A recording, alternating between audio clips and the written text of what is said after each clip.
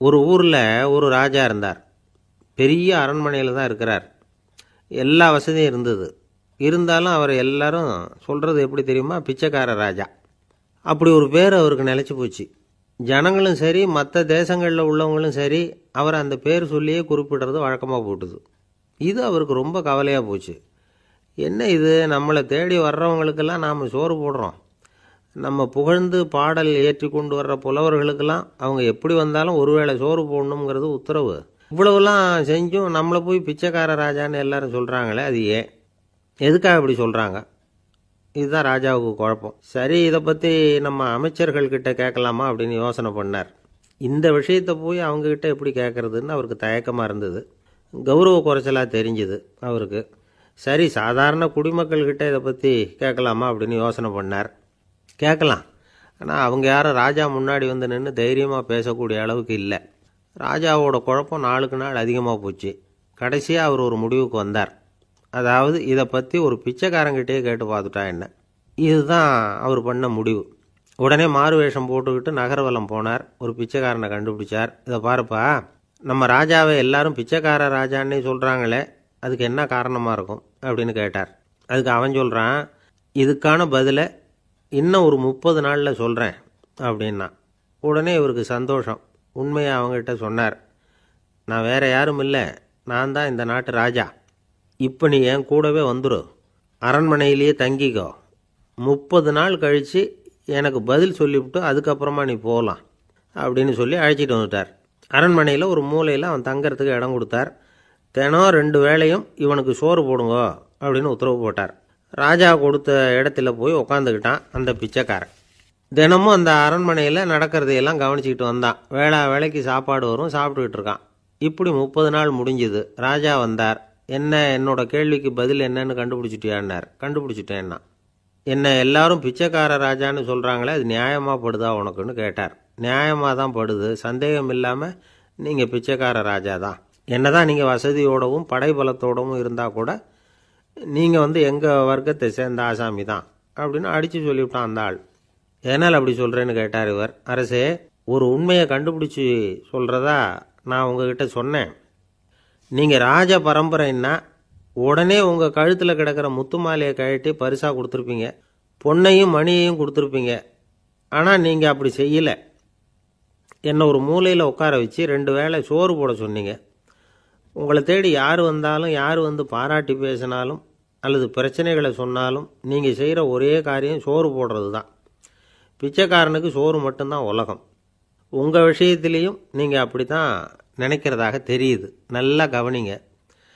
எந்த ஒரு பிரச்சனைக்கும் சோறு தான் முடிவுன்னு நினைக்கிறீங்க பாருங்கள்.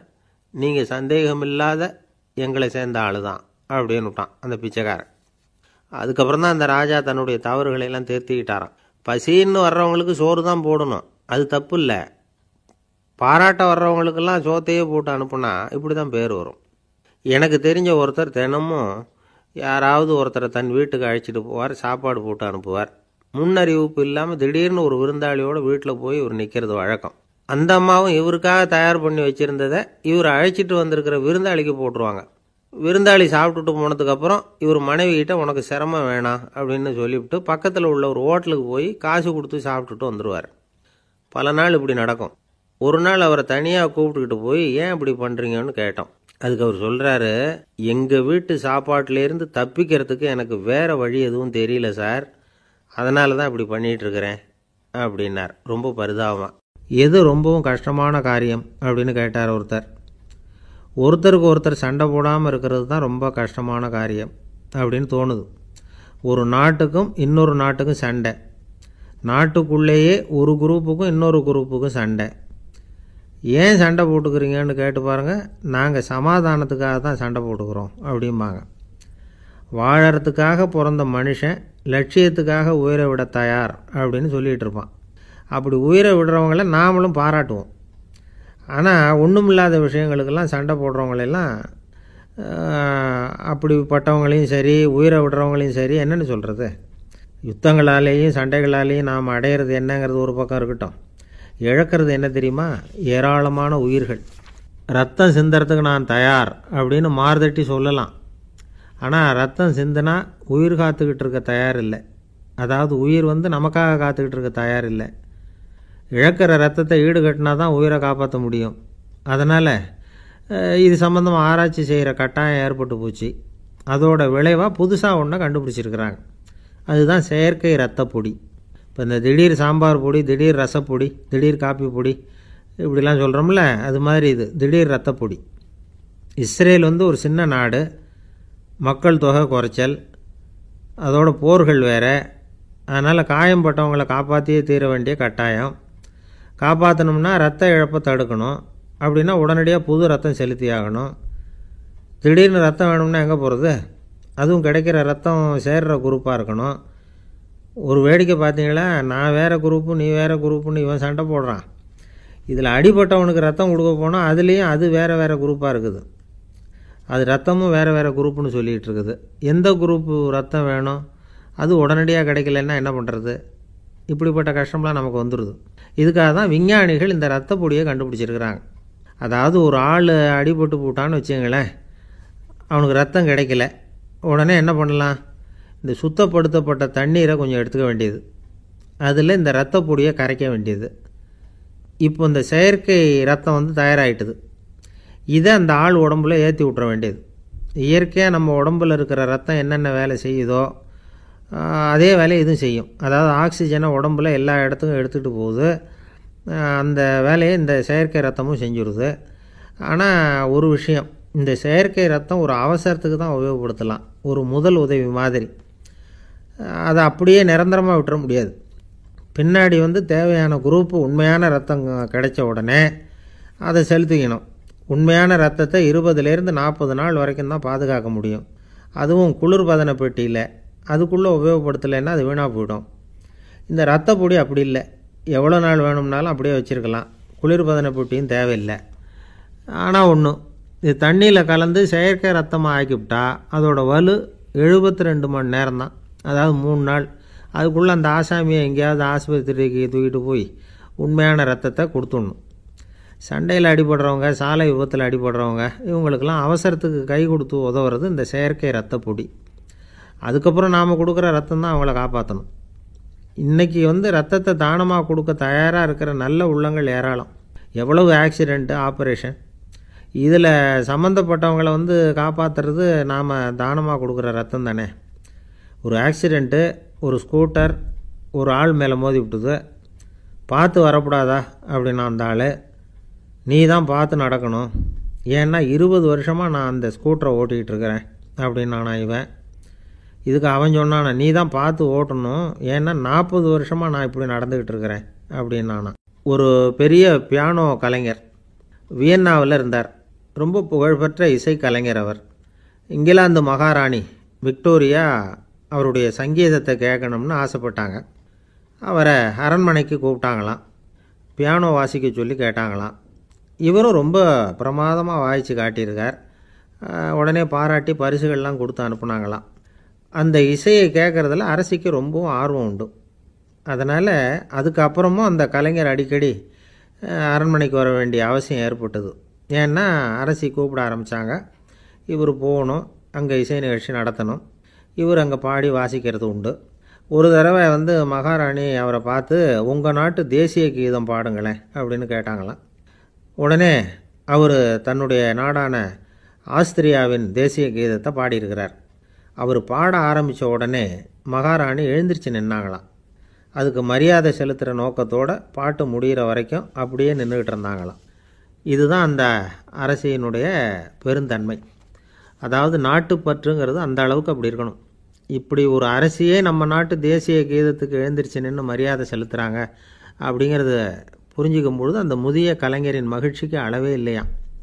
அதுக்கப்புறம் அந்த பியானோ கலைஞர் ஒரு நாள் தன்னுடைய நண்பர் ஒருத்தர்கிட்ட பேசிக்கிட்டு இருந்தாராம். அப்போ சொன்னாராம், மகாராணியார் எனக்கு எவ்வளவோ பரிசுகள்லாம் கொடுத்துருக்குறாங்க.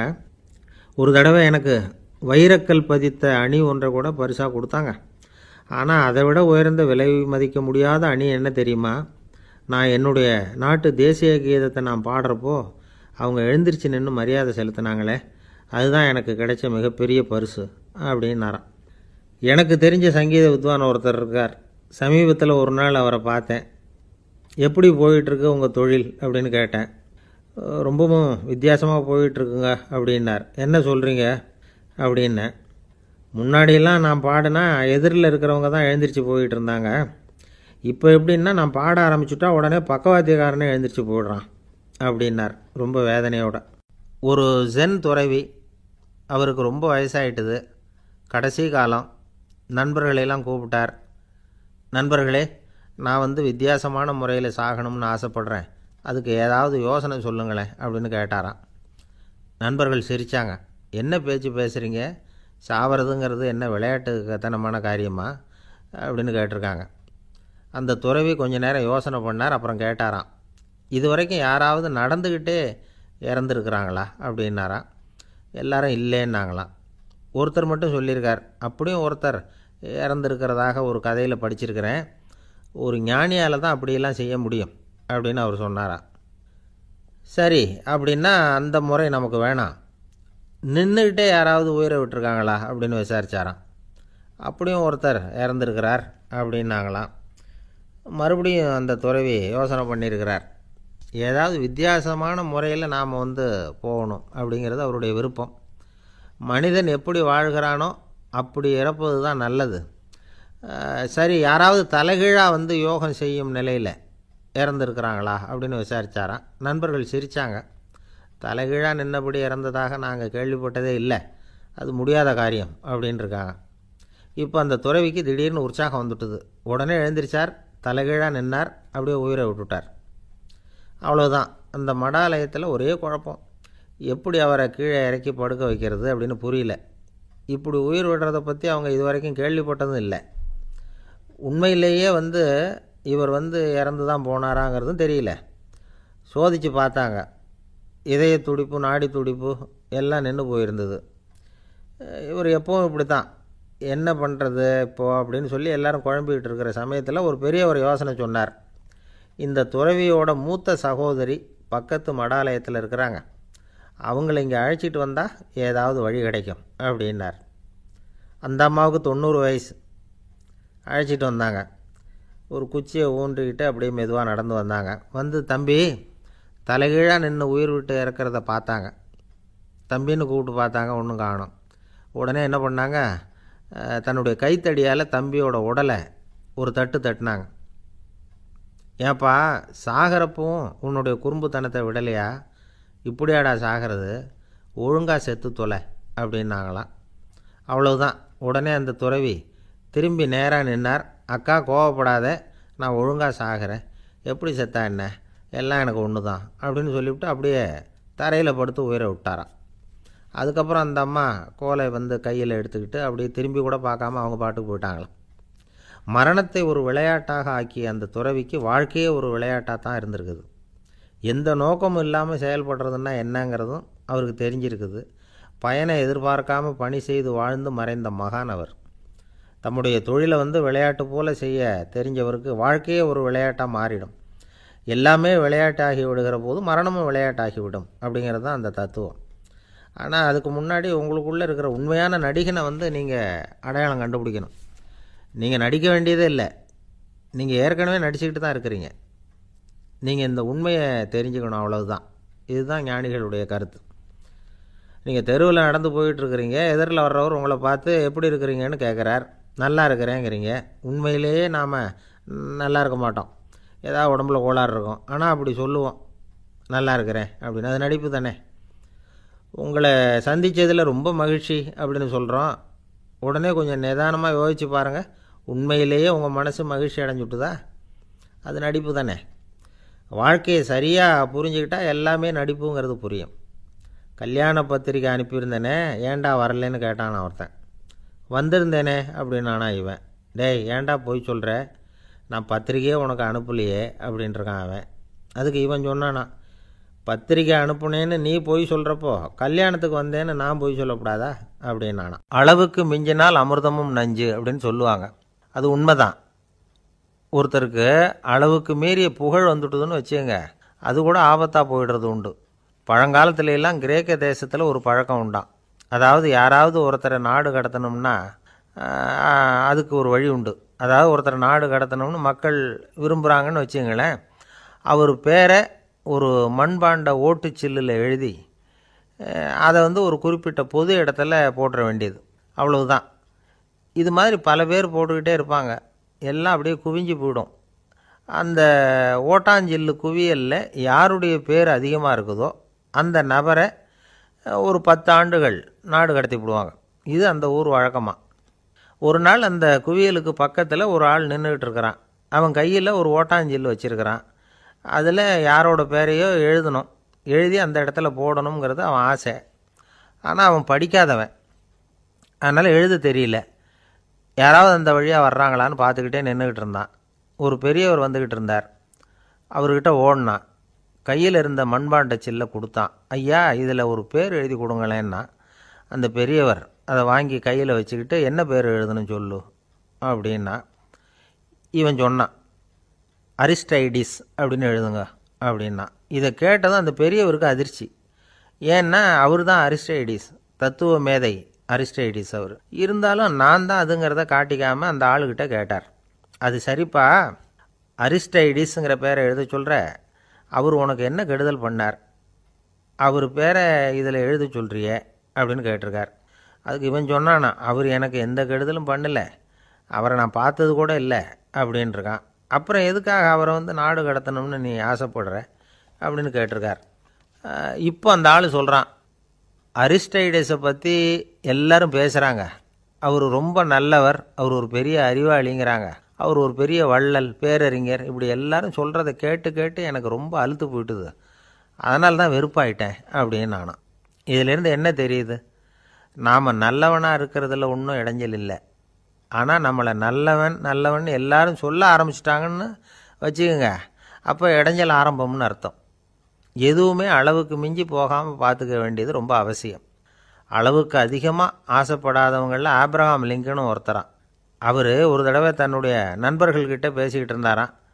ஒருத்தர் கேட்டிருக்கார், ஒரு மனுஷனுக்கு கால்கள் எவ்வளோ உயரம் இருக்கணும் அப்படின்னு கேட்டாராம். இதுக்கு ஆப்ரஹாம் லிங்கன் சொன்னாராம், அது என்ன, இடுப்புலேருந்து தரையை தொடுற அளவுக்கு உயரம் இருந்தால் போதும் அப்படின்னாராம். ஒரே ஒரு ஊரில் ஒரு ராஜா இருந்தார்.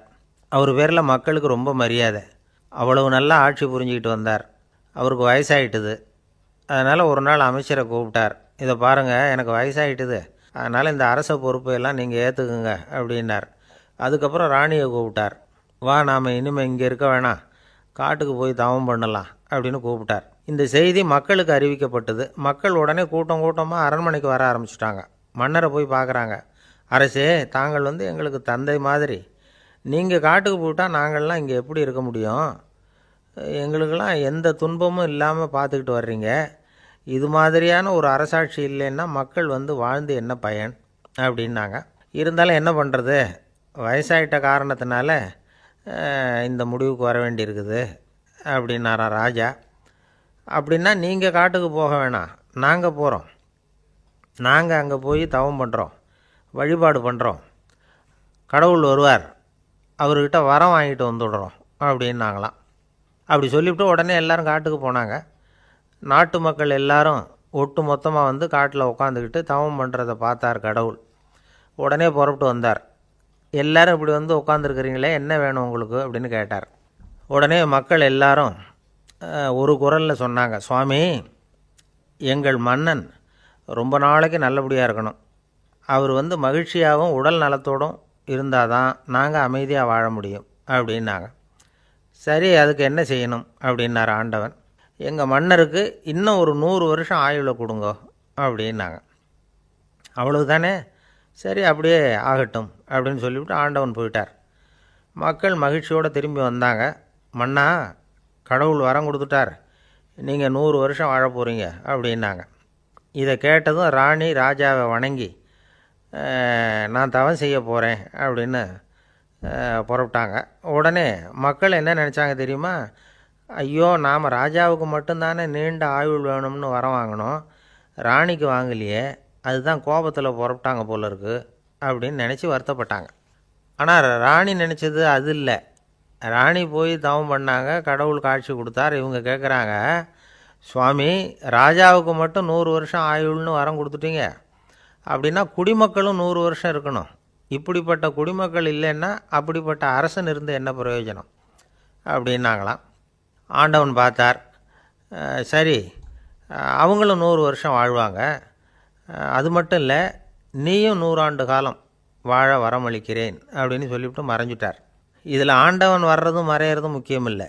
இதில் கவனிக்க வேண்டியது ஆள்கிறவனின் விசால மனம், குடிமக்களின் விசால மனம், ஆள்கிறவன் மனைவியினுடைய விசால மனம். இப்படி ஒரு நாடு இருந்துட்டுதுன்னா எப்படி இருக்கும் வாழ்க்கை நினச்சி பாருங்கள். அதனால தான் பெரியவங்கள்லாம் சொல்கிறாங்க, இதய வாசல் திறந்தே இருக்கணும், இதயத்தின் கதவுகளை மூடாதீங்க அப்படின்னு சொல்லுவாங்க. என்கிட்ட ஒருத்தர் சொன்னார், என்னுடைய இதய வாசல் எப்பவும் திறந்தே தான் இருக்குதுன்னார். எதனால் அப்படி சொல்கிறீங்க அப்படின்னு கேட்டோம்.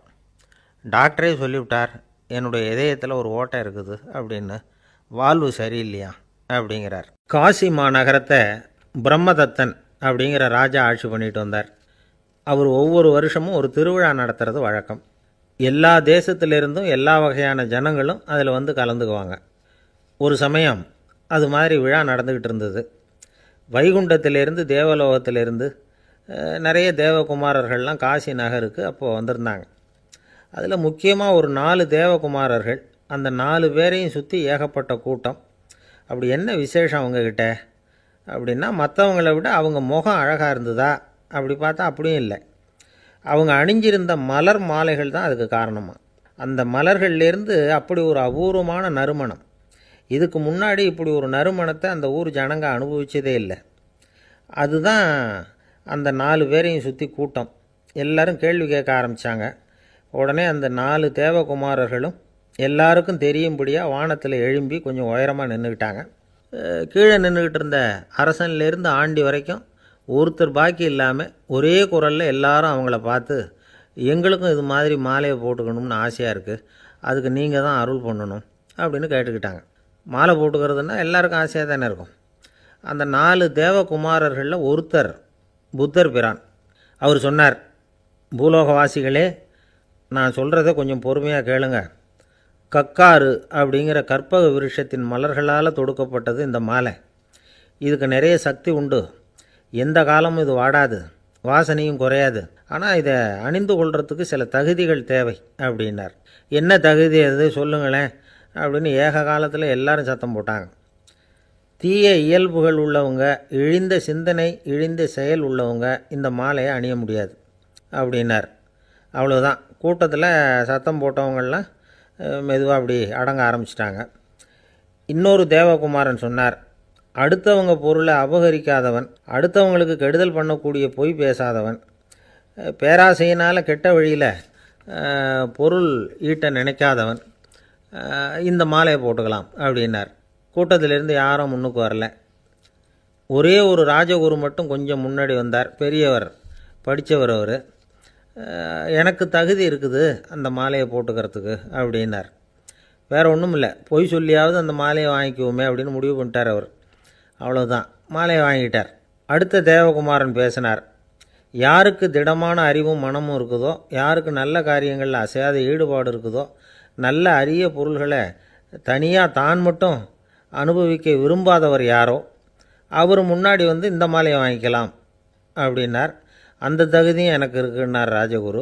மாலையை வாங்கி போட்டுக்கிட்டார்.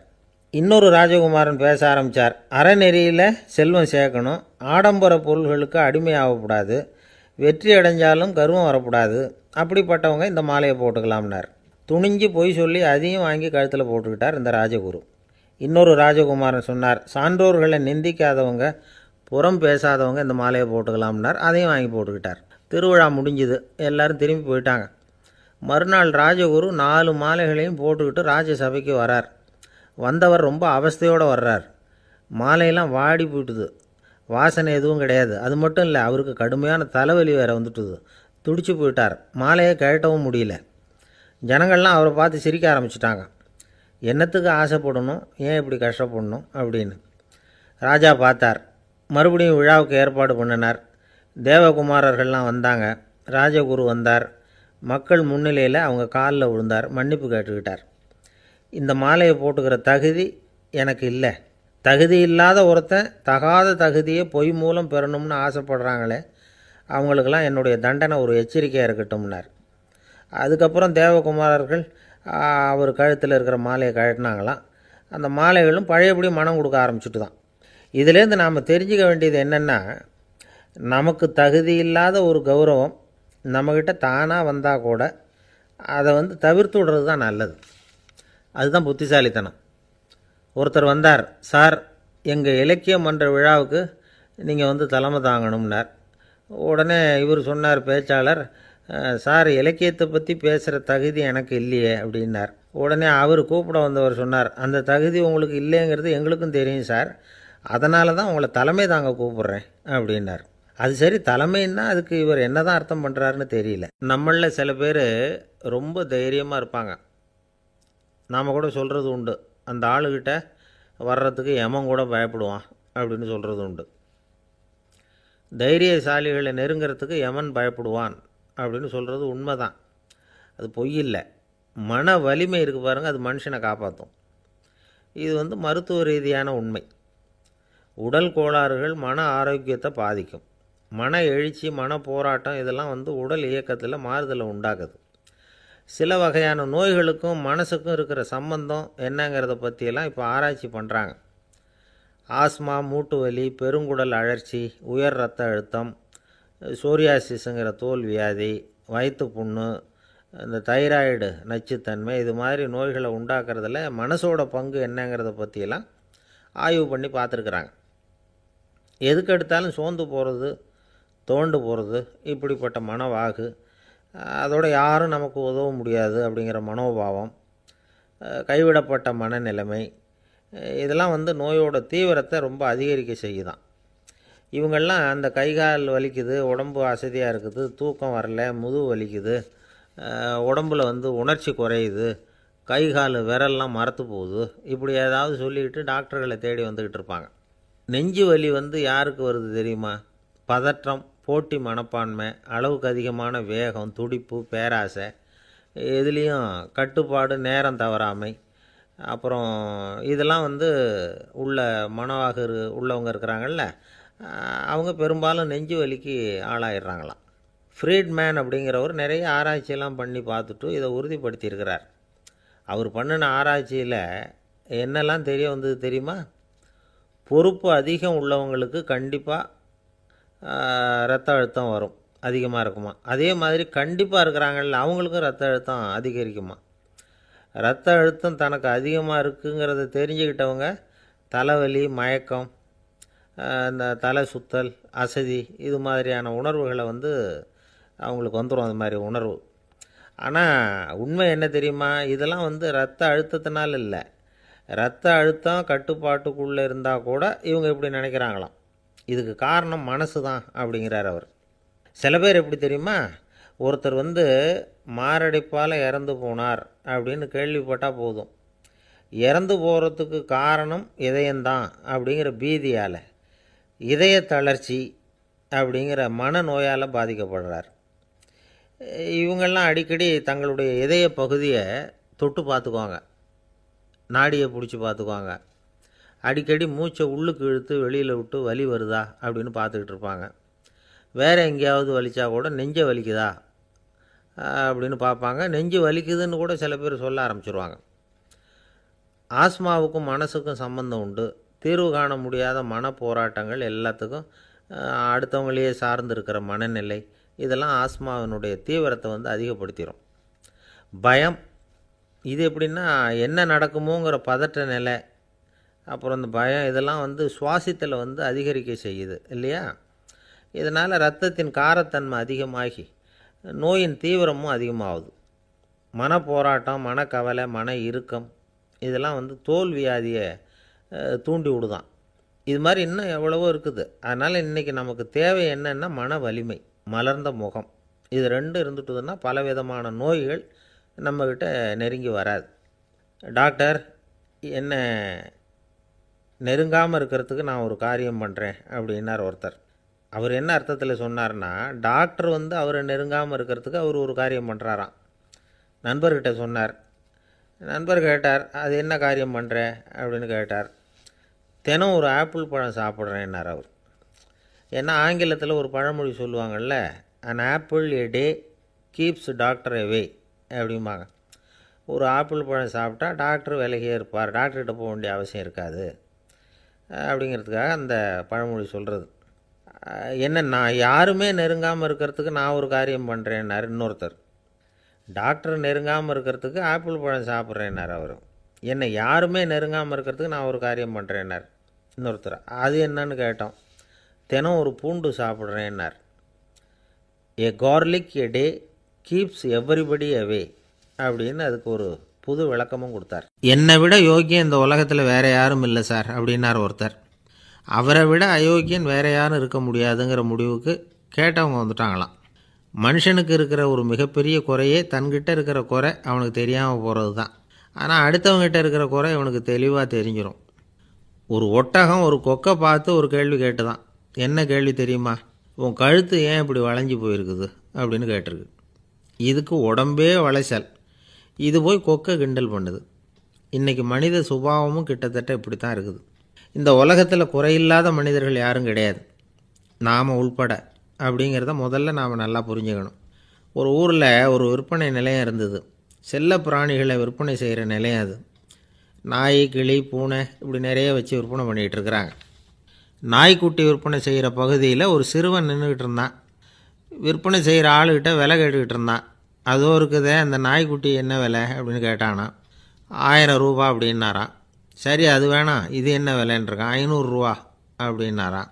இந்த சின்ன பையன் கையில் வச்சுருந்தது வெறும் 50 ரூபா தான். அதனால் இதை விட குறைச்சலாக கிடைக்குமான்னு பார்த்துருக்கான். அந்த கடையில் ஒரு மூலையில் சரியாக கவனிக்கப்படாமல் ஒரு நாய்க்குட்டி படுத்து கிடந்தது. பாவமாக கத்திக்கிட்டு இருந்தது. அதை பார்த்ததுமே இவனுக்கு அது ரொம்ப பிடிச்சி போச்சு. உடனே அந்த கடைக்காரரை பார்த்து, அதுவும் அந்த மூலையில் படுத்து கிடக்குதே அந்த நாய்க்குட்டி என்ன விலை அப்படின்னு கேட்டிருக்கான். தம்பி, அது ஒரு கால் ஊனம், அதனால் அது உன்னோட குதித்து விளையாடவோ ஓடுறதோ அதால் முடியாத காரியம் அப்படின்ட்டுருக்கார் அவர். அது தெரிஞ்சுதாங்க கேட்குறேன், அதோட விலை என்ன அதை மட்டும் சொல்லுங்களேன் அப்படின்ட்டுருக்கான். தம்பி, இது கால் ஊனம் உள்ள ஒரு நாய். இதை போய் காசு கொடுத்து வாங்கிறதுக்கு யாராவது பிரியப்படுவாங்களா? இதை நான் உனக்கு இலவசமாகவே தர்றேன், எடுத்துகிட்டு போ அப்படின்னாரான். இதை கேட்டதும் அந்த சிறுவனுக்கு கோவம் வந்துட்டு தான். நீங்கள் ஒன்றும் சும்மா கொடுக்க வேணாம், இந்தாங்க 50 ரூபா, இதை வச்சுக்கிட்டு நாய்க்குட்டியை கொடுங்க அப்படின்ட்டுருக்கான். அவருக்கு ஒன்றும் புரியல, ஆச்சரியமாக இருந்தது. சரின்னு பணத்தை வாங்கிட்டு நாய்க்குட்டியை தூக்கி கொடுத்தார். அந்த சிறுவன் அந்த நாய்க்குட்டியை 2 கையாலையும் வாங்கினா, மார்போடு பிரியமாக சேர்த்து அணைச்சிக்கிட்டான். தெருவில் இறங்கி நடக்கிறான். அப்படி நடக்கும்பொழுது தான் பார்க்குறார், கடைக்காரர் ஆச்சரியமாக அவனை பார்க்குறார். அப்போ தான் அவருக்கு ஒரு விஷயம் புரியுது. அந்த சிறுவன் தெருவில் நாய்க்குட்டியை மார்போடு அணைச்சிக்கிட்டு விந்தி விந்தி நடந்து போய்கிட்டு இருக்கிறான். ஆமாம், அவனுக்கும் ஒரு கால் ஊனம். இந்த நாய்க்குட்டியை யாருமே வாங்க மாட்டாங்கன்னு நினச்சிக்கிட்டு இருந்தார். குறையுள்ள அதுக்கும் ஒரு எஜமானன் கிடச்சுட்டான். அதனால் ஊனம் ஒரு குறை இல்லை அப்படிங்கிற உண்மையை அந்த கடைக்காரர் புரிஞ்சுக்கிட்டாரான். நம்மால் ஒருத்தர் கொஞ்சம் வயசானவர், எழுந்திரிச்சு சரியாக நடக்க முடியாது, சாய்வு நாற்காலியிலேயே எப்பவும் உட்காந்துருப்பார். அவர் தனக்கு துணையாக ஒரு நாயை பக்கத்தில் வச்சுருந்தார். அதுவும் ரொம்ப வயசான ஒரு நாய், எழுந்திரிக்கவே சிரமப்படும், நடக்கவும் முடியாது. அவர் பக்கத்துலேயே இதுவும் சோர்ந்து போய் படுத்து கிடக்கும். அந்த பெரியவரை பார்க்க வந்த ஒருத்தர் கேட்டார், ஏங்க, ஒரு சின்ன பையனை உங்களுக்கு துணையாக வச்சுக்கப்படாதா? இந்த நாயை உங்களுக்கு பாதுகாப்பாக வச்சுருக்கிறீங்களே, உங்களுக்கு ஒரு ஆபத்துன்னா இது எப்படி உங்களுக்கு உதவ முடியும் அப்படின்னார். அப்போ அவர் சொன்னாராம், எனக்கு ஒரு ஆபத்துன்னா அந்த சமயத்தில் இந்த நாய் என்னை தனியாக விட்டுட்டு ஓடி போயிடாமல் இருக்கணும்ல, அதுக்காக தான் இதை நான் வச்சுருக்கிறேன் அப்படின்னாராம். ஒரு ஆள் அசையாமல் கிடக்கிறார். அவர் இருக்காரா போயிட்டாராங்கிறத எப்படி முடிவு பண்ணுறோம்? அவர் மூக்குக்கு முன்னாடி புறங்கையை வச்சு பார்க்குறோம், மூச்சு வருதா இல்லையா அப்படிங்கிறத கண்டுபிடிக்கிறதுக்காக. மூச்சுங்கிறது அவ்வளவு முக்கியமான ஒரு விஷயம். சுவாசம் இல்லைன்னா எதுவுமே இல்லை. நம்ம பூமி இருக்க அது கூட சுவாசிக்குதுங்கிறத சோவியத் விஞ்ஞானிகள் கண்டுபிடிச்சிருக்கிறாங்க. பூமிக்கு மேலே இருக்கிற மண் அடுக்கில் காற்றில் உள்ள ஆக்சிஜன் ஆக்சிகரணம் அடையுது அப்படின்னு தான் இதுவரைக்கும் எல்லோரும் நம்பிக்கிட்டு இருந்தாங்க. ஆனால் இப்போ என்ன கண்டுபிடிச்சிருக்கிறாங்கன்னா, அந்த ஆக்சிஜன் பூமிக்குள்ளே 1 கிலோமீட்டர் ஆழம் வரைக்கும் ஊடுருவி போகுதான். பூமிக்குள்ளே 2 பக்கமும் பல கிலோமீட்டர் வரைக்கும் பரவுதான். பூமிக்குள்ளே இருக்கிற நீர்நிலை அடுக்குகள் தான் நுரையீரல் செய்கிற வேலையை செய்யுதான். நம்ம உடம்புல நுரையீரல் இல்லைன்னா ஒன்றும் நடக்காது. ஒரு மரத்தை தலைகீழாக தொங்க போட்டால் எப்படி இருக்கும் அப்படி யோசிச்சு பாருங்கள். அப்படி தான் இதுவும், நுரையீரலும் அப்படி தான் இருக்கும். வலது பக்கம் ஒன்று, இடது பக்கம் ஒன்று. வலது பக்கம் நுரையீரல் கொஞ்சம் பெருசாக இருக்கும், நுட்பமான நரம்பு குழாய்கள் அதில் இருக்கும். கோடிக்கணக்கான நுண்ணிய குழாய்களை வச்சுக்கிட்டு தான் அது வேலை செய்யுது. 25 கோடி குழாய்கள் இருக்கும். அதை அப்படியே முழுசாக பிரித்து பரப்புனா ஒரு டென்னிஸ் கோர்ட்டில் பாதி பரப்பளவு இருக்குமா. நுரையீரல் நிறம் கருஞ்சிவப்பு தான். புகை அதிகமாக உள்ளே போச்சுன்னா அது கருப்பாகிடுது. காற்றுல உள்ள பிராணவாயுவை இது இழுத்து எடுத்துக்கிட்டு ரத்தத்தை சுத்தப்படுத்துகிற முக்கியமான வேலையை இது செய்யுது. அசுத்த காற்றை வெளியில் அனுப்பி வச்சுருது. ஒருத்தர் வேகமாக ஓடி வரார், அவருக்கு மூச்சு இறைக்கும். பயங்கரமாக எதையாவது பார்த்து விடுறார், உடனே மூர்ச்சை ஆகிடுவார். இது மாதிரி சமயங்களில் வேறு எந்த தூண்டுதலும் இல்லாமல் நுரையீரல் தானாகவே இயங்கும். இப்படி ஒரு அவசியம் ஏற்படுறப்போ இயக்கத்தை தூண்டி விடுற முக்கியமான இணைப்பு மூளைக்கு கீழே முதுகு எலும்புக்கு மேற்பகுதியில் இருக்குது. அது உடனே சுவாசத்துக்கு அவசர உதவியை கொடுக்குது. இப்போ ஒருத்தர் பேசாமல் உட்காந்துருக்கார். இந்த சமயத்தில் அவருக்கு 1 பங்கு காற்று தேவைப்படுதுன்னு வச்சுக்கோங்க. அவர் எழுந்திரிச்சு நடக்கும் பொழுது 1.5 மடங்கு தேவைப்படும். ஓடினார்னா 3 மடங்கு தேவைப்படும். படுத்துருக்கிறப்ப 1/2 மடங்கு தான் தேவைப்படும். இதுக்கு நிமிஷத்துக்கு 16 தடவை மூச்சு விட்டாகணும். இப்படி சாதாரணமாக உள்ளே இழுக்கிற காற்று கொஞ்சம்தான் இருந்தாலும் இது மாதிரி 8 மடங்கு காற்றை உள்ளே இழுத்து வச்சுக்கிற சாமர்த்தியம் நுரையீரலுக்கு இருக்குதான். தண்ணி, நுண்கிருமிகள், ரசாயன பொருள் இப்படி எது உள்ளே போனாலும் நுரையீரல் சமாளிச்சுக்கும். 30 வருஷமாக விடாத புகை பிடிக்கிறவர் தொடர்ந்து உள்ளே அனுப்பி வைக்கிற புகையை கூட சமாளிக்குதுன்னா பார்த்துங்களேன். உள்ளே போகிற புகை நுட்பமான சுவாச முடிச்சுகளை அழிச்சு விடுது. கறி புகை அது மேலே படிஞ்சு உபயோகம் இல்லாமல் பண்ணிவிடுது. ஆனாலும் தேவைக்கு அதிகமாக 8 மடங்கு கூடுதலாக சுவாச முடிச்சுகள் நம்ம உடம்புக்குள்ளே இருக்கிறதுனால சமாளிக்க முடியுது. சமாளிக்க முடியலன்னா சில சமயம் மூச்சு திணறும். அதை ஒரு எச்சரிக்கையாக எடுத்துக்கிட்டு புகை பிடிக்கிற பழக்கத்தை விட்டுடணும். அதுதான் நல்லது. ஆனால் அப்படி யார் விடுறது? இணை பிரியாத 2 நண்பர்கள் இருந்தாங்களாம். 2 பேரும் விடாமல் சிகரெட்டு குடிக்கிறவங்க. அதில் ஒருத்தன் செத்து போட்டான். இன்னொருத்தன் அதுக்கப்புறம் 2 சிகரெட்டாக குடிக்க ஆரம்பித்தானா. ஏன் இப்படி பண்ணுறேன்னு கேட்டிருக்காங்க. நான் 1 சிகரெட்டு தான் குடிக்கிறேன், செத்து போன என்னுடைய ஃப்ரெண்டு இருக்கானே செத்து போனவன், அவனுக்காக இன்னொரு சிகரெட்டு குடிக்கிறேன் அப்படின்னு நானா. இது ரொம்ப ஆபத்து, விட்டுடு அப்படின்னு சொல்லியிருக்காங்க. சரின்னு ஒத்துக்கிட்டான். ஆனால் அதுக்கப்புறமும் 1 சிகரெட் வீதமாக குடிச்சிக்கிட்டே இருந்தான். சிகரெட்டு பழக்கத்தை நீ இன்னும் விடலையான்னு கேட்டாங்களாம். அந்த பழக்கத்தை நான் எப்போவோ விட்டுட்டேன், இப்போ நான் குடிக்கிறது என் ஃப்ரெண்டுக்காக அப்படின்னு நானா. இவங்கெல்லாம் எப்படி திருந்துறது? ஒரு ஊரில் ஒரு ராஜா இருந்தார். அவர் அடிக்கடி காட்டுக்கு வேட்டையாட போவார். சில நண்பர்களையும் கூட அழைச்சிக்கிட்டு போவார். காட்டுக்கு போனதும் ஆளுக்கு ஒரு பக்கமாக போய் வேட்டையாடுவாங்க. சாயந்தரமாக திரும்பி வருவாங்க. மறுநாள் அரண்மனையில் உட்காந்து ஒவ்வொருத்தரும் அவங்க அனுபவங்களையெல்லாம் சொல்லிக்குவாங்க. அவங்க வீரத்துக்கு தகுந்த மாதிரி பரிசை அந்த ராஜா கொடுப்பார். இது மாதிரி ஒரு தடவை எல்லோரும் வேட்டைக்கு போயிட்டு திரும்பி வந்ததும் உட்காந்து பேச ஆரம்பிச்சிருக்கிறாங்க. ஒருத்தன் சொன்னான், தன்னுடைய வீர தீர செயலை பற்றி அளக்க ஆரம்பிச்சிட்டான். ஏன்னா அதுக்கு பரிசு கிடைக்க போகுதில்ல, அதனால். அவன் என்ன சொன்னான் தெரியுமா? அரசே, நேற்றுக்கு காட்டில் என்னாச்சு தெரியுமா? எனக்கு நேராக ஒரு சிங்கம் வாயை திறந்துக்கிட்டு வந்துட்டுது. நான் பயப்படவே இல்லை. உடனே ஒரு கல்லை எடுத்து குறி பார்த்து வீசினேன். சிங்கத்து வாய்க்குள்ளே போய் அந்த கல் மாட்டிக்கிட்டுது. அவ்வளவுதான். அந்த சிங்கம் என்னை பார்த்துட்டு பயந்துட்டு ஒரே ஓட்டமாக திரும்பி ஓடி போயிட்டுது அப்படின்னா. ஆஹா பலே அப்படின்னு எல்லாரும் கை தட்டினாங்க. 2வது ஆள் ஒருத்தன் எழுந்திரிச்சான். அவன் சொல்ல ஆரம்பித்தான், அரசே, நான் போன வழியில் 2 பெரிய மலைப்பாம்பு கிடந்தது. என்னை முழுங்கிறதுக்கு வந்தது. நான் என்ன பண்ணேன் தெரியுமா? அந்த 2 பாம்போட வாலையும் ஒன்றா சேர்த்து முடிச்சு போட்டுட்டேன். அவ்வளவுதான்.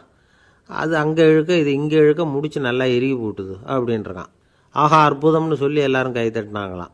அடுத்தபடியாக 3வது ஆள் ஒருத்தன் வந்தான். அவன் சொல்ல ஆரம்பித்தான், மன்னா, நான் போன பாதையில் குறுக்க ஒரு ஆறு, அதில் இறங்கி குளித்தேன்.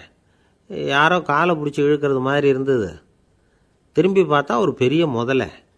நான் உடனே அப்படியே ஒரு துள்ளல் துள்ளி அது முதுகில் போய் உக்காந்துக்கிட்டேன். அதை அப்படியே கரைக்கு நீந்த வச்சேன். கரைக்கு வந்து சேர்ந்ததும் அப்படியே ஒரே துள்ளி குதித்து கரைக்கு வந்துட்டேன் அப்படின்றான். அவன் தன்னுடைய வீரத்தை அப்படி சொல்லியிருக்கான். அடடா எப்பேற்பட்ட வீரம் அப்படின்னு எல்லாரும் கை தட்டினாங்களாம். 4வது ஆள் எழுந்திரிச்சான். மன்னா, நான் போன இடத்துல ஒரு கரடி என்னை துரத்த ஆரம்பிச்சுட்டுது. நான் ஒரு மலை உச்சிக்கு வந்துட்டேன். அதுக்கப்புறம் ஒரு அடி எடுத்து வச்சாலும் அதில் பாதாளத்தில் விழ வேண்டியது தான். அந்த நேரம் பார்த்து ஒரு பெரிய ராட்சச கழுகு அந்த பக்கமாக பறந்து வந்தது. நான் உடனே அப்படியே உயர எழும்பி அந்த கழுகோட காலை பிடிச்சிக்கிட்டேன். அப்படியே தொங்கிக்கிட்டே வந்தேன். ஒரு நல்ல இடம் வந்ததும் தொப்புன்னு கீழே குதித்து நடந்து வந்துட்டேன்னா. இதுக்கும் எல்லோரும் கை தட்டுறாங்க. கடைசியாக ஒரு ஆள் எழுந்திரிச்சான். அரசே, நான் போன வழியில் ஒரு பெரிய யானை குறுக்க வந்தது. பயங்கரமாக சத்தம் போட்டுக்கிட்டே வந்தது. நான் பயந்து ஓடலை. உடனே என்ன பண்ணேன் தெரியுமா? அந்த யானையோட வாலை பிடிச்சி தூக்கினேன். தலைக்கு மேலே தூக்கி கரன்னு சுற்றினேன். வேகமாக சுற்றி வீசி எறிஞ்சேன். அவ்வளவுதான். அதே ஸ்பீடில் அந்த யானை மேலே போக ஆரம்பிச்சுட்டுது. இன்னும் கூட அது போய்கிட்டே தான் இருக்குது, கீழே விழவே இல்லைன்னா. இதை கேட்டதும் ராஜாவுக்கு கோபம் வந்துட்டுது. என்ன முட்டாள்னு நினச்சிக்கிட்டு பேசுறியா? யானையை நீ வாழை பிடிச்சி தூக்குன, அதை நான் நம்பணுமா அப்படின்னார். உடனே இவன் பணிவாக பதில் சொன்னான். அரசே, ஒரு சிங்கத்து வாயில் கல் மாட்டிக்கிட்டதை நம்புறீங்க, மலைப்பாம்பு வாழை பிடிச்சி முடிச்சு போட்டதை நம்புறீங்க, முதல்ல முதுகில் சவாரி பண்ணதையும் நம்புறீங்க, கழுகு காலை பிடிச்சிக்கிட்டு பறக்கிறதையும் நம்புறீங்க. அப்படி நம்புறப்போ நான் சொன்னதை மட்டும் நம்பக்கூடாதா அப்படின்னு கேட்டானான். பொய் சொன்னவங்கெல்லாம் தலையை தொங்க போட்டுக்கிட்டாங்களாம். ராஜா அவங்கள பார்த்து சொன்னாராம், நீங்கள் எல்லாரும் என்னை முட்டாளாக்கியிருக்கிறீங்க. கடைசியாக பேசின இவன் தான் எனக்கு உண்மை எது பொய் எதுங்கிறத புரிய வச்சிருக்கிறான். இவன் தான் உண்மையான தைரியசாலி அப்படின்னு சொல்லி அவனுக்கே பரிசையெல்லாம் கொடுத்து பாராட்டினாராம். இப்படி ஒரு கதை. உண்மையை நிலைநாட்டுகிறவன் தான் உண்மையான வீரன் அப்படிங்கிறத இதிலிருந்து நாம் புரிஞ்சுக்கணும். இந்த காலத்துல எல்லாம் பொய் சொன்னால் தான் பிழைக்க முடியுங்கிறது ஒரு சில பேரோட நம்பிக்கை. ஒரு அப்பாவுக்கு தன் மகனுக்கு பொய் சொல்ல தெரியலையேங்கிற கவலை. பொய் சொன்னால் தான் இந்த உலகத்தில் பிழைக்கலாம், ஆனால் இவனுக்கு அது தெரியலையே, அதனால் இவனை அழைச்சிட்டு போய் நடுக்கடலில் விட்டுட்டு வந்துடுவோம் அப்படின்னு அழைச்சிட்டு புறப்பட்டான். கடற்கரைக்கு போனான். மகனுக்கு சந்தேகம், எங்கேப்பா என்னை அழைச்சிட்டு போகிறேன்னு கேட்டிருக்கான். கடலில் மீன் பிடிக்க கற்றுக் கொடுக்க போகிறேன் உனக்கு அப்படின்னானா. நான் ஏற்கனவே மீன் பிடிச்சிட்டேனேன்னானா இவன் மகன். எங்கே அதுன்னு கேட்டிருக்கான் அப்பங்காரன். சுட்டு சாப்பிட்டுட்டேன்ருக்கான் புள்ள. அப்பங்காரன் பார்த்தான், சரி நம்ம புள்ள பொழைச்சிக்கும் அப்படின்னு சொல்லி திருப்பி அழைச்சிட்டு வந்துட்டானான். ஒரு தடவை நாரதர் ஒரு தெரு வழியாக போய்கிட்டு இருந்தார். வழியில் ஒருத்தர் வேத சாஸ்திரம்லாம் படிச்சுக்கிட்டு உட்காந்துருந்தார். அவர் நாரதரை பார்த்து எங்கே போயிட்டுருக்குறீங்கன்னு கேட்டார். கடவுளை பார்த்துட்டு வரலாம்னு போயிட்டுருக்கிறேன் அப்படின்னார் நாரதர். அப்படின்னா அவர்கிட்ட எனக்கு எப்போ முக்தி கிடைக்கும்னு கேட்டுட்டு வாங்களேன் அப்படின்னார் இவர். சரி கேட்டு வரேன் அப்படின்னு சொல்லிவிட்டு நாரதர் நடந்தார். கொஞ்சம் தூரத்தில் ஒரு மரத்தடியில் ஒரு தொழிலாளி செருப்பு தைச்சிக்கிட்டு உட்காந்துருந்தார். அந்த ஆளும் அதே மாதிரி கேட்டுக்கிட்டார். எனக்கு எப்போ முக்தி கிடைக்கும்னு கடவுள்கிட்ட கேட்டுக்கிட்டு வாங்களேன்னார். அவர்கிட்டையும் சரின்னு சொல்லிவிட்டு நாரதர் நேராக வைகுண்டத்துக்கு வந்து சேர்ந்தார். கடவுளை பார்த்தார். இவங்க ரெண்டு பேரும் சொல்லி அனுப்பின விஷயத்தை பற்றி கேட்டார். அதுக்கு கடவுள் சொன்னார், அந்த செருப்பு தைக்கிற தொழிலாளி உடல் நீத்ததும் உடனே என்னை வந்து அடைவான். ஆனால் அந்த சாஸ்திரம் படித்த ஆள் இப்போதைக்கு என்கிட்ட வந்து சேரமாட்டான். அவன் இன்னமும் பல பிறவிகள் எடுத்து அங்கேயே இருக்க வேண்டியிருக்குது. எப்போ இங்கே வந்து சேருவான்னு எனக்கே தெரியாது அப்படின்னார். நாரதருக்கு இதோட ரகசியம் என்னங்கிறது புரியல. எனக்கு ஒன்றும் புரியலையேன்னாரான் கடவுள்கிட்ட. சீக்கிரம் புரிஞ்சுக்குவேன், நீ திரும்பி போகிறப்போ நான் இங்கே வைகுண்டத்தில் என்ன செஞ்சுக்கிட்டு இருக்கேன்னு கேட்டால், ஒரு ஊசியின் துவாரத்தில் ஒரு யானையை கோத்துக்கிட்டு இருக்கிறேன்னு அவங்கக்கிட்ட சொல்லு அப்படின்னார் கடவுள் சிரிச்சுக்கிட்டே. நாரதர் பூமிக்கு திரும்பினார். கடவுளை பார்த்தீங்களா எப்படி இருக்கார் அப்படின்னு விசாரித்தார் வேத சாஸ்திரம் படித்தவர். ஓ பகவானா, அவர் யானையை ஊசியின் காதில் நுழைச்சிக்கிட்டு இருக்கிறார் பார்த்தேன்னார் நாரதர். ஊசி காதில் யானையா? அது எப்படி முடியும்? நீங்கள் சொல்கிறத நான் நம்ப மாட்டேன்னு விட்டார் அவர். சரி, இந்த ஆளுக்கு இறைவன் பேரில் நம்பிக்கை இல்லை அப்படிங்கிறத நாரதர் புரிஞ்சுக்கிட்டார். அடுத்தபடியாக அந்த தொழிலாளி இருந்த இடத்துக்கு போனார். இறைவனை பார்த்தீங்களான்னு கேட்டார் அவர். பார்த்தேன், ஒரு ஊசி துவாரத்தில் யானையை கோத்துக்கிட்டு இருந்தார் அப்படின்னு சொல்லிவிட்டு நாரதர் அந்த ஆள் முகத்தை கவனித்தார். அந்த தொழிலாளி இதை கேட்டுட்டு கொஞ்சம் கூட ஆச்சரியப்படலை. அவரால் முடியாத காரியம் கூட உண்டானார். என்ன இப்படி சொல்கிற, ஊசியின் துவாரத்தில் யானையை கோக்க முடியும்னு நீ நம்புறியா அப்படின்னு கேட்டார் நாரதர். நிச்சயமாக நம்புகிறேன்னார் அவர். அது எப்படி அப்படின்னு கேட்டார் இவர். இதை பாருங்கள், நான் இந்த ஆலமரத்தடியில் தான் தினமும் உட்காந்துருக்கிறேன். தினமும் இந்த மரத்திலிருந்து எவ்வளவோ பழம் கீழே விழுது. இந்த பழத்தில் இருக்கிற ஒவ்வொரு விதையிலேயும் உள்ள ஒரு ஆலமரம் இருக்குது. ஒரு சின்ன விதைக்குள்ள ஒரு பெரிய ஆலமரம் இருக்க முடியுங்கிறப்ப ஊசி துவாரத்தில் கடவுள் யானையை நுழைய வச்சாருங்கிறத ஒத்துக்கிறதுல என்ன கஷ்டம் இருக்குது அப்படின்னு ரொம்ப சர்வசாதாரணமாக பதில் சொன்னாராம் அந்த தொழிலாளி. நாரதர் யோசனை பண்ணார். இந்த தொழிலாளி வேத சாஸ்திரங்களையெல்லாம் படிக்கலைன்னா கூட அறிவுபூர்வமாக சிந்தித்து இறைவனை நம்புகிறான். அதனால தான் கடவுள் இந்த ஆளுக்கு சீக்கிரம் முக்தி கிடைக்கும்னு சொன்னார் அப்படிங்கிறத புரிஞ்சுக்கிட்டாராம். இந்த கதையில் வர்ற கடவுள், நாரதர், வைகுண்டம் இதெல்லாம் ஒரு பக்கம் இருக்கட்டும், ஒரு சின்ன விதைக்குள்ளே ஒரு பெரிய ஆலமரம் தூங்கிக்கிட்டு இருக்கு அப்படிங்கிற உண்மை, அந்தரத்தில் 1000 கிரகங்கள் சுற்றிக்கிட்டு இருக்குங்கிற உண்மை, இதெல்லாம் நாம் பார்த்துக்கிட்டு தானே இருக்கிறோம். இந்த உண்மைகள் அதிசயமாக நமக்கு தெரியறதுனால அதை நம்பாமல் இருந்துட முடியாது. இயற்கையை பரிபூர்ணமாக நம்புங்கள், அந்த நம்பிக்கையே நம்ம வாழ்க்கைக்கு ஆதாரம் அப்படிங்கிறத விளக்கிறதுக்காக தான் இந்த கதை. இந்த காலத்தில் நம்ம பிள்ளைங்களுக்கெல்லாம் இது மாதிரி நம்பிக்கை அதிகமாகவே இருக்குது. ஒரு நாள் ஒரு சின்ன பையன்கிட்ட கேட்டேன், ஏன்பா கடவுள் ஒரு பானைக்குள்ளே ஒரு யானையை நுழைய வச்சுட்டாருன்னு சொன்னால் அதை நீ நம்புவியா அப்படின்னு கேட்டோம். நம்புவேன் சார், அது ஒன்றும் பெரிய அதிசயம் இல்லைன்னா. எப்படிறான்னு கேட்டோம். எப்படின்னா அந்த பானை அந்த யானையை விட பெருசாக இருந்திருக்கும், அவ்வளவுதான் அப்படின்னு சொல்கிறான். ஒரு ராஜா ஊரெல்லாம் சுற்றி பார்த்துட்டு வரலாம்னு ஒரு நாள் புறப்பட்டு போனார். ஒரு இடத்துல தறி நெசவு வேலை ரொம்ப மும்முரமாக நடந்துக்கிட்டு இருந்தது. ஒரு பெரியவர் தறியால் நெசவு வேலை செஞ்சுக்கிட்டு இருந்தார். பக்கத்தில் ஒரு அழகான பொண்ணு உட்காந்து நூலை சுற்றிக்கிட்டு இருக்குது. ராஜா அந்த பெரியவரை பார்த்து யார் இந்த பொண்ணுன்னு விசாரித்தார். ராஜா அப்படி கேட்டதும் அவருக்கு ரொம்ப பெருமையாக போயிட்டுது. ஏன்னா உட்காந்துருந்தது அவரோட மகள். அரசே, இது என்னுடைய மகள். இவ வேகமாக நூல் தெரிக்கக்கூடியவள். வைக்கோலை எடுத்து இவ தெரிச்சா கூட அது எல்லாம் பவுனிழையாக வெளியில் வரும் அப்படின்னு ஒரு ராசி இவளுக்கு அப்படின்னு ரொம்ப பெருமையாக ராஜா கிட்ட சொன்னார். ராஜா இதை கேட்டதும் அசந்துட்டார். அப்படியா, இவ்வளவு அழகும் சாமர்த்தியமும் உள்ள இந்த பொண்ணு என்னோட வரட்டுமே, இவளை என் மருமகளாக ஆக்கிக்கிறேன் அப்படின்னார் ராஜா. அந்த பெரியவருக்கு ஒன்றும் புரியல. ஏதோ கொஞ்சம் பெருமையாக சொல்ல போவோ அது இப்படி ஆயிட்டுதே அப்படின்னு கவலைப்பட்டார். இருந்தாலும் ராஜா பேச்ச தட்ட முடியுமா, மகளை அனுப்பி வச்சுட்டார். ராஜா அந்த பொண்ணை அரண்மனைக்கு அழைச்சிட்டு வந்தார். அங்கே ஒரு அறையில் வச்சு பூட்டி விட்டார். அந்த ரூமு நிறைய வைக்கோலை கொண்டாந்து போட்டு அடைச்சாங்க. 3 ராட்டைகள் வேறு வச்சுருந்தாங்க. நாளைக்கு பொழுது விடியறதுக்குள்ளே நீ இந்த வைக்கோலையெல்லாம் தங்க இழைகளாக மாற்றி காட்டணும். நாளைக்கு காலம்புற நான் இந்த அறை கதவை திறப்பேன். உன் தகப்பன் சொன்னது மாதிரி எல்லாம் தங்கமாக மாறி இருக்கணும், இல்லைன்னா நீ உயிர் தப்ப முடியாது அப்படின்னு உத்தரவு போட்டார். பாவம் அந்த பொண்ணு என்ன பண்ணும், பகல் பூரா அழுதுகிட்டே உட்காந்துருக்குது. ராத்திரி பூராவும் தூக்கம் வரல. மறுநாள் அதிகாலை நேரத்தில் யாரோ கதவை தட்டுற சத்தம் கேட்டுது. பயந்துக்கிட்டே கதவை திறக்கிறா. திறந்து பார்த்தா வெளியில் 3 அவலட்சணமான பெண்கள்.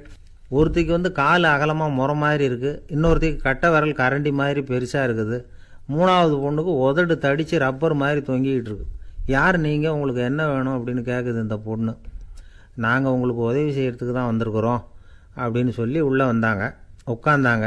கொஞ்ச நேரத்துக்குள்ளே உள்ளே இருந்த வைக்கோலையெல்லாம் தங்க இழைகளாக மாற்றி கொடுத்துட்டு போயிட்டாங்க. காலையில் ராஜா வந்தார், பார்த்தார். ஆகா பேஷுனார். இன்னும் கொஞ்சம் வைக்கோலை கொண்டாந்து அந்த ரூமில் போட சொன்னார். இந்த வைக்கோலையும் இன்றைக்கி தங்கமாக மாற்றிவிடு, நாளைக்கு மறுநாள் உனக்கும் இளவரசனுக்கும் கல்யாணம்னு சொல்லிவிட்டார். இன்றைக்கி ராத்திரி அந்த 3 பொண்ணுங்களும் வந்தாங்க. வைக்கோலை பொண்ணு இழைகளாக மாற்றினாங்க, புறப்பட்டாங்க. இந்த பொண்ணு அவங்க காலில் விழுந்து வணங்கினா. என் உசுரை காப்பாற்றினீங்க, உங்களுக்கு நான் என்ன கைமாறு செய்ய போகிறேன் அப்படின்னா. பயப்படாத, நீ விரும்பினா எங்களுக்கு ஒரு உதவி செய்யலாம். உன்னுடைய கல்யாணத்துக்கு நாங்கள் 3 பேரும் வரோம். நீ எங்களை வரவேற்று ராஜாக்கிட்டேயும் இளவரசர்கிட்டையும் நாங்கள் உன்னோட பெரியப்பா பொண்ணுங்கன்னு சொல்லி அறிமுகப்படுத்தி வை, நாங்கள் விருந்து சாப்பிட்டுட்டு போயிடுறோம் அப்படின்னாங்க. ரொம்பவும் சந்தோஷமாக சரின்னு ஒத்துக்கிட்டா. கல்யாண நாள் வந்தது. கல்யாணம் ரொம்ப கோலாகலமாக நடந்துக்கிட்டு இருக்கு. எல்லா தேசத்து ராஜா ராணிகளும் வந்துக்கிட்டு இருக்கிறாங்க. அந்த 3 அவலட்சணமான பொண்ணுங்களும் சேர்ந்தாங்க. யார் இவங்கன்னு கேட்டார் ராஜா. என் பெரியப்பா பொண்ணுங்க அப்படின்னா அந்த பொண்ணு. காலும் உதடும் கட்டை விரலும் ஏன் இப்படி உங்களுக்கு அவலட்சணம் ஆயிட்டுது அப்படின்னு கேட்டார். அதுக்கு அந்த பொண்ணுங்க பதில் சொன்னாங்க. என்ன செய்யறது, ஓயாமல் வைக்கோலை நூற்று ஒருத்தியோட கட்டை விரல் அப்படி கரண்டி மாதிரி ஆயிட்டுது. நாக்கில் தொட்டு தொட்டு திரிச்சதுனால ஒருத்தியோட உதடு அப்படி ஆயிட்டுது. காலால் கட்டையை அழுத்தி அழுத்தி தறி போட்டதுனால இன்னொருத்தையோட கால் அப்படி ஆயிட்டுது. உங்கள் மருமகளாக வந்திருக்கிற இந்த பொண்ணு அந்த 3ஐயுமே செய்ய தெரிஞ்சவ தான். என்ன ஆக போதும் இன்னும் கொஞ்ச நாளில் அப்படின்னாங்க. அவ்வளவுதான். ராஜா பயந்துட்டார். அம்மா, இன்னையிலேருந்து நீ இளவரசனின் மனைவி. நீ எப்பவும் அழகாக இருக்கணும். அதனால் நீ இனிமேல் வைக்கோலை திரிக்கவே கூடாது அப்படின்னு உத்தரவு போட்டார். அவளை இக்கட்டான சூழ்நிலையிலிருந்து காப்பாற்றின அந்த 3 பொண்ணுங்களும் சந்தோஷமாக திரும்பி போயிட்டாங்களாம். சுவாமி சின்மயானந்தர் இந்த கதையை சொல்லியிருக்கிறார். தன்னலம் மறந்து சுயலாபத்தை தியாகம் செய்கிறது வைக்கோல்ல இருந்து தங்க இழையை நூக்கிறது மாதிரி அப்படிங்கிறார் அவர். அது இருக்கட்டும், இப்போ நம்ம கதைக்கு வருவோம். ஒரு ராஜா தன்னோட மகனுக்கு சுயவரம் நடத்தினார். எல்லா தேசத்திலிருந்தும் ராஜகுமாரர்கள் வந்திருந்தாங்க. ராஜகுமாரியை கல்யாணம் பண்ணிக்கலாம்ங்கிற ஆசையில் சுயம்பர மண்டபத்திலேருந்து எல்லா ராஜகுமாரர்களும் அலறி அடிச்சுக்கிட்டு வெளியில் ஓடி வந்துக்கிட்டு இருக்கிறாங்களாம். ஏன் இப்படி எல்லாரும் மிரண்டு போய் ஓடி வர்றாங்கன்னு கேட்டார் ஒருத்தர். அதுக்கு இன்னொருத்தர் விவரம் சொன்னார். ராஜகுமாரியை இன்றைக்கி தான் அவங்க நேரில் பார்த்தாங்களாம், அதுதான் அப்படி ஓடி வந்துக்கிட்டு இருக்கிறாங்க அப்படின்னார். ஒரு பெரியவர் உட்கார்ந்துருக்கிறார். அவரை சுற்றி அவருடைய தோழர்கள் உட்கார்ந்துருக்கிறாங்க. ஏதோ ஒரு முக்கியமான செய்தியை அவர் அவங்களுக்கு சொல்லிகிட்டு இருக்கிறார். அவங்களும் ஆர்வமாக கேட்டுக்கிட்டு இருக்கிறாங்க. இந்த சமயத்தில் யாரோ ஒரு ஆள் வேகமாக அங்கே வர்றார்.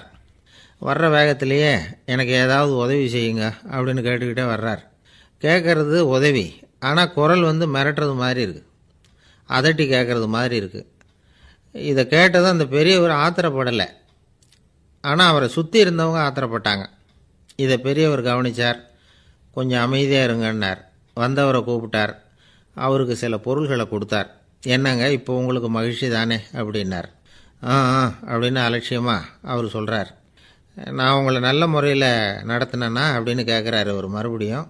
அதெல்லாம் ஒன்றும் இல்லை அப்படின்னு சொல்லி அவர் சொல்லிகிட்டு இருக்கிறாரு. குரலில் வந்து கடுமை குறையில. சுற்றி இருந்தவங்களால் இதை பொறுத்துக்க முடியல. கோபத்தோடு அவரை நோக்கி நெருங்க ஆரம்பித்தாங்க. பெரியவர் அவங்களையெல்லாம் தடுத்து நிறுத்தினார். வந்தவரை வாங்க என்னோட அப்படின்னு சொல்லி அழைச்சிட்டு போனார். வீட்டுக்கு போனார். அங்கே போனதும் இன்னும் சில பொருள்களை எடுத்து அவர்கிட்ட கொடுத்தார். இப்போ திருப்தி தானே, நான் உங்ககிட்ட நல்ல முறையில் நடந்துக்கிட்டேனா அப்படின்னார். அவர் முகம் இப்போ தான் கொஞ்சம் மலர்ந்தது. ரொம்ப நன்றி, இறைவன் வந்து உங்கள் குடும்பத்துக்கு எல்லா நன்மைகளையும் செய்வான் அப்படின்னு சொன்னார். இதே வார்த்தைகளை என்னுடைய தோழர்கள்கிட்டே வந்து சொல்லிட்டீங்கன்னா அவங்க கோபம் தணிஞ்சிரும், வர முடியுமான்னார். கண்டிப்பாக வர்றேன் அப்படின்னாரு. மறுநாள் காலையில் அந்த இடத்துக்கு வந்தார். அதே மாதிரி சொல்லிவிட்டு அவர் போயிட்டார். தோழர்கள்லாம் ரொம்ப வியப்போடு பெரியவரை பார்த்தாங்க. அந்த பெரியவர் தான் நபிகள் நாயகம். அவர் சொன்னார், ஒருத்தன் ரொம்ப ஆசையாக ஒரு ஒட்டகத்தை வளர்த்துக்கிட்டு வந்தான். ஒரு நாள் அந்த ஒட்டகம் வந்து கயத்தை அறுத்துக்கிட்டு ஓடி போயிட்டுது. அக்கம் பக்கத்தில் இருக்கிறவங்கெல்லாம் அந்த ஒட்டகத்தை பிடிக்கிறதுக்கு முயற்சி பண்ணாங்க. அதை துரத்திக்கிட்டு ஓடினாங்க. ஒட்டகம் வந்து தாறுமாறாக ஓட ஆரம்பிச்சிது. இந்த சமயத்தில் ஒட்டகத்தை வளர்த்தவன் அங்கே ஓடி வந்தான். நீங்கள் அதை ஒன்றும் செய்ய வேணாம், விட்டுருங்க, அதோட சுபாவம் எனக்கு நல்லா தெரியும், அதை சுலபமாக என்னோடய வழிக்கு கொண்டுட்டு வந்துட முடியும், நான் பார்த்துக்கிறேன், விட்டுருங்கோ அப்படின்னா. எல்லாரும் விலைக்கு போயிட்டாங்க. இவன் என்ன செஞ்சான் தெரியுமா? கொஞ்சம் புல்லை கையில் எடுத்துக்கிட்டு அந்த ஒட்டகத்தை நெருங்கினான். அவ்வளவுதான். அது ஓடி வந்து இவன் காலடியில் உட்காந்துக்கிட்டது. செல்லமாக அதை அப்படியே தடவி கொடுத்தான். முதுகில் ஏறி உட்காந்துக்கிட்டான். அது பாட்டுக்கு சாதுவாக நடந்து போகுது. இந்த கதையை நபிகள் நாயகம் தம்முடைய தோழர்களுக்கு சொல்கிறார். ஒட்டகத்தை மட்டும் இல்லை, சில மனிதர்களையும் கூட சில விதத்தில் அணுகி தான் அவர்களை வந்து சீர்திருத்த வேண்டியிருக்குது அப்படிங்கிறத அவங்களுக்கு உணர்த்தினார்.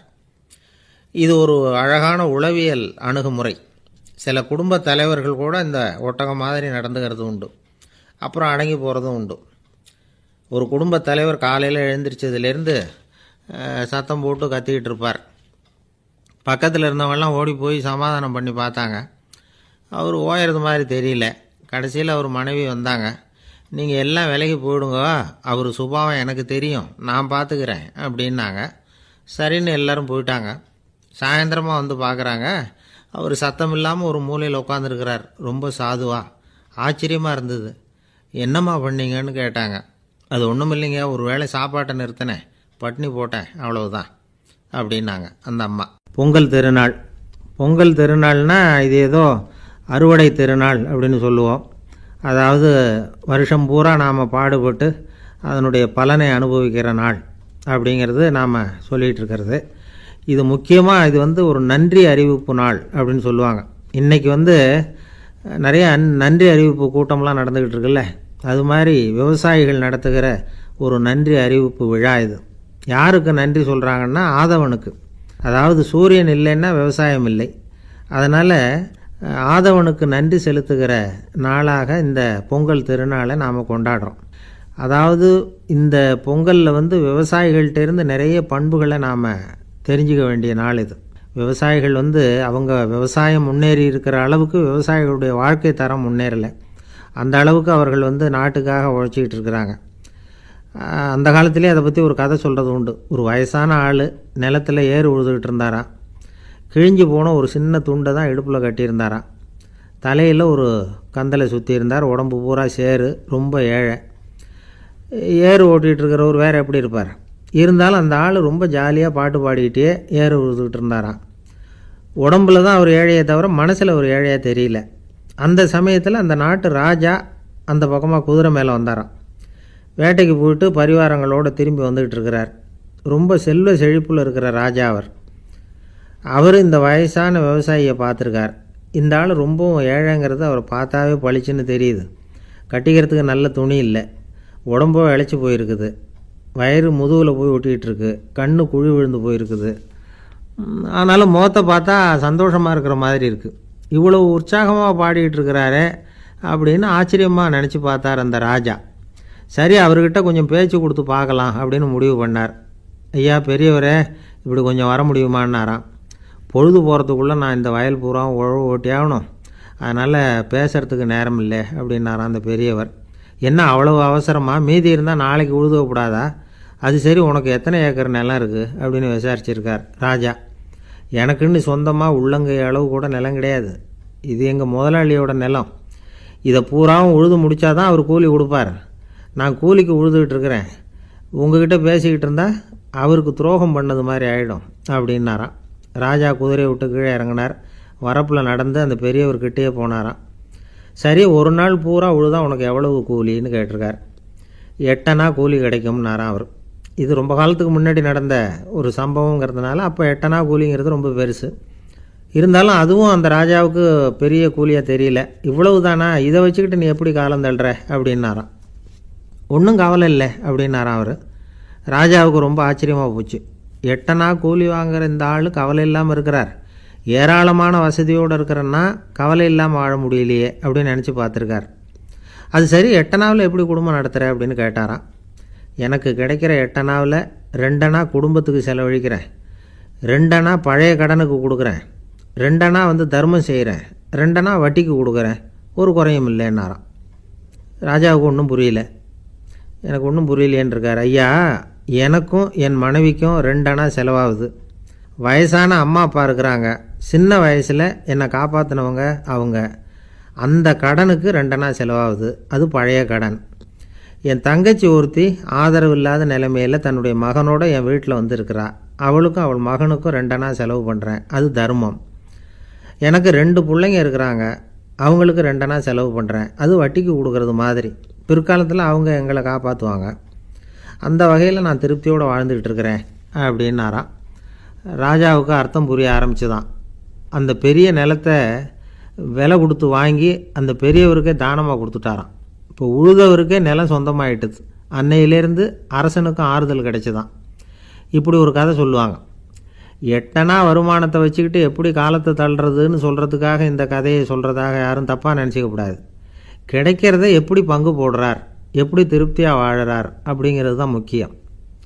அது மாதிரி இன்றைக்கு இந்த பொங்கல் திருநாளில் உழவர்கள் மனசு மகிழ்ச்சியாக இருந்ததுன்னா அது எல்லாரும் மகிழ்ச்சியாக இருக்கிறது மாதிரி அர்த்தம். அதனால் அவர்கள்ட்டேருந்து நாம் பாடம் கற்றுக்கணும். சில உழவர்கள் தங்கள் நிலத்தில் விளையிறத தாங்கள் சாப்பிட மாட்டாங்க, அடுத்தவங்கள்ட்ட விற்றுட்டு சந்தையில் போய் வேறு அரிசி வாங்கிட்டு வந்து தான் இவங்க சாப்பிடுவாங்க. அப்படிப்பட்ட விவசாயிகள்லாம் இது உண்டு. பங்கிடுகிற பண்பை உழவர்கள்ட்டேருந்து கற்றுக்கொள்ளுங்கள் அப்படிம்பாங்க. ஒரு ஆள் நிம்மதியாக மகிழ்ச்சியாக இருந்தானா, உங்கள் நிம்மதிக்கும் மகிழ்ச்சிக்கும் என்ன காரணம்னு கேட்டிருக்கார் இன்னொருத்தர். என்கிட்ட இருந்தது பூராவையும் என் பிள்ளைங்களுக்கு சமமாக பங்கு போட்டு கொடுத்துட்டேன், எனக்குன்னு எதுவுமே வச்சுக்கல, அதுதான் நிம்மதிக்கு காரணம்ன்றிருக்கான். உங்ககிட்ட இருந்தது எவ்வளவு இருந்தது அப்படின்னு கேட்டிருக்காரு அவர். மொத்தமாக ஒரு 50,000 ரூபா இருக்கும் அப்படின்னு இருக்கான். அவ்வளவும் பணமாகவே இருந்ததா அப்படின்னு கேட்டிருக்காங்க இவங்க. இல்லைங்க, அவ்வளவும் கடன், அதை தான் பிரித்து கொடுத்துருக்கேன் பிள்ளைங்கக்கிட்ட அப்படின்னு நானும். அவன் ஒரு குரு, இளம் சீடர்கள் எதிரில் உட்காந்துருக்கிறாங்க. குரு பாடம் நடத்திக்கிட்டு இருக்கிறார். சீடர்களுக்கு ஒரு ஆசை, அதாவது ஒரு முக்கியமான மந்திரத்தை நம்ம குருநாதர்கிட்ட இருந்து கற்றுக்கணும் அப்படிங்கிறது அவங்க ஆசை. அது என்ன மந்திரம்னா, இறந்தவரை உயிர்ப்பிக்கக்கூடிய புனித மந்திரம், அதாவது செத்தவங்களுக்கு மீண்டும் உயிர் உண்டாக்குகிற மந்திரம். குருவே, தயவு பண்ணி அந்த மந்திரத்தை எங்களுக்கு உபதேசிக்கணும் அப்படின்னு கேட்டாங்க. அது ரொம்ப ஆபத்தானது, அது என்னத்துக்கு உங்களுக்கு வேண்டாமேன்னாராம் குரு. எங்களுடைய நம்பிக்கை உறுதிப்படுறதுக்காகத்தான் கேட்குறோம், வேற ஒன்றும் இல்லை அப்படின்னாங்களாம் சீடர்கள். பக்குவப்படாத அறிவுங்கிறது ரொம்ப ஆபத்தானது அப்படின்னாராம் குரு. இது சீடர்களுக்கு புரியல. அது எப்படிங்க பக்குவப்படாத அறிவு ஆபத்தானதுன்னு சொல்கிறீங்க, அப்படின்னா என்ன அப்படின்னு கேட்டிருக்காங்க சீடர்கள். குரு அதுக்கு விளக்கம் கொடுத்தாராம். அந்த மந்திரத்தை எப்போ பயன்படுத்தணுங்கிறது முக்கியம். அதை அறியக்கூடிய ஞானம் ஏற்படுகிற வரைக்கும் அதை தெரிஞ்சுக்காமல் இருக்கிறது தான் நல்லது, இல்லைன்னா ஆபத்துன்னாராம். ஆனால் அந்த சீடர்கள் அதை கேட்குற மாதிரி இல்லை, ரொம்ப பிடிவாதம் பண்ண ஆரம்பிச்சுட்டாங்க. சரி வாங்க சொல்கிறேன்னார் குரு. எல்லோரும் வந்தாங்க. அந்த புனித மந்திரத்தை அவங்களுக்கு ரகசியமாக உபதேசம் பண்ணார். உபதேசம் பண்ணிவிட்டு அவங்களுக்கு எச்சரிக்கையும் கொடுத்தார். இந்த மந்திரத்தை நல்லா ஆராய்ச்சி பார்த்ததுக்கு அப்புறம்தான் உச்சரிக்கணும். அவசரப்பட்டு எதுவும் செஞ்சிடக்கூடாது அப்படின்னு ஒரு தடவைக்கு பல தடவை எச்சரிக்கை கொடுத்தார். சரின்னு சொல்லிவிட்டு அவங்கெல்லாம் மந்திரத்தை கற்றுக்கிட்டு எழுந்திரிச்சு போயிட்டாங்க. ஒரு நாள் அந்த சீடர்கள் எல்லாம் மணற்பாங்கான இடத்துல அப்படியே நடந்து போயிட்டுருக்கிறாங்க. ஒரு பாலைவன பகுதி மாதிரி ஒரு இடம். அங்கே ஒரு இடத்துல எலும்புகள் குவியலாக கிடந்தது. உடனே இந்த சீடர்கள் முன்ன பின்ன யோசிக்காமல் தியானமும் பண்ணாமல் அந்த மந்திரத்தோட பயனை சோதித்து பார்க்கணும் அப்படின்னு நினச்சிக்கிட்டு அந்த மந்திரத்தை உச்சரிக்க ஆரம்பிச்சிட்டாங்க. அவ்வளோதான். உடனே என்னாச்சு தெரியுமா? அந்த எலும்புகள் எல்லாம் ஓநாய்களாக மாறி அவங்கள துரத்த ஆரம்பிச்சுட்டுது. சீடர்கள் எல்லாம் தலைதெறிக்க ஓட ஆரம்பிச்சிட்டாங்க. ஓநாய்களும் விடலை, அவங்கள துரத்தி பிடிச்சி கடித்து கொதற ஆரம்பிச்சுட்டுது. அப்போ தான் அந்த சீடர்களுக்கு குரு சொன்ன அறிவுரையோட அர்த்தம் புரிஞ்சுது. பக்குவப்படாத அறிவு ஆபத்தானது அப்படிங்கிறது. அதனால் இதிலேருந்து நாம் தெரிஞ்சுக்க வேண்டியது என்னென்னா, நாம் நம்ம அறிவை வளர்த்துக்கிட்டால் மட்டும் போதாது, அந்த அறிவை எப்போ எப்படி பயன்படுத்தணும் அப்படிங்கிற பக்குவமும் நமக்கு வரணும். அப்போ தான் வாழ்க்கை நல்லபடியாக அமையும். இல்லைன்னா இடைஞ்சல் தான். இந்த காலத்தில் சில சின்ன பிள்ளைங்களுக்கே அறிவு ரொம்ப பக்குவப்பட்டிருக்குங்கிறத உணர முடியுது. ஒரு சின்ன பையன் பள்ளிக்கூடத்தில் மார்க் லிஸ்ட் கொடுத்தாங்க, வாங்கிக்கிட்டு அவசரமாக வீட்டுக்கு ஓடினான். எதிரில் வந்த ஒருத்தர் கேட்டார், என்ன அவசரம், ஏன் இப்படி வேகமாக ஓடுறேன்னார். எங்கள் அம்மாக்கிட்ட அடி வாங்கணும், அதுக்காக தான் ஓடுறேன்னா. அடி வாங்கிறதுக்காக இவ்வளவு அவசரம்னார் அவர். அப்படி இல்லைங்க,